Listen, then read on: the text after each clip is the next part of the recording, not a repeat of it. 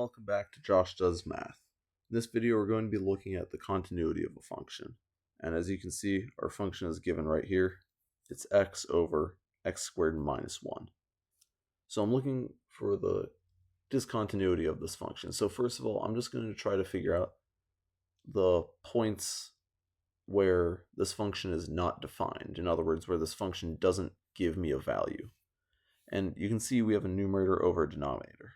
So we're going to be looking for the points where the denominator right here equals 0. So I'm going to set the denominator equal to 0. So x squared minus 1 is equal to 0. X squared is equal to 1. X is equal to plus or minus root of 1. So x is equal to plus or minus 1. So at x equals 1 and x equals negative 1, we have some kind of, we don't have a value for the function. So that's all you need to solve this problem, because in order for a function to be continuous, it's got to have a limit value for every x, it has to have a function value for every x, and those two things need to be equal.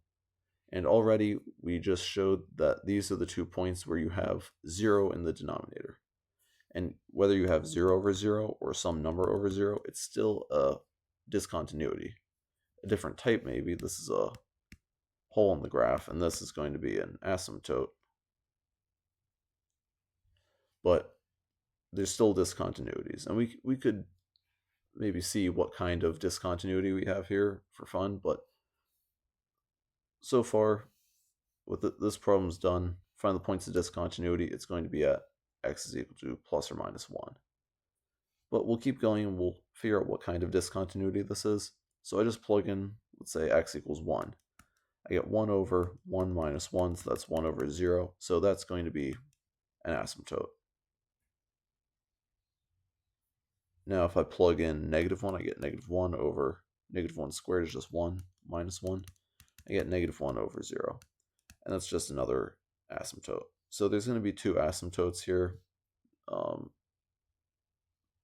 Don't necessarily know which way the function is going, but let's just say it looks like this.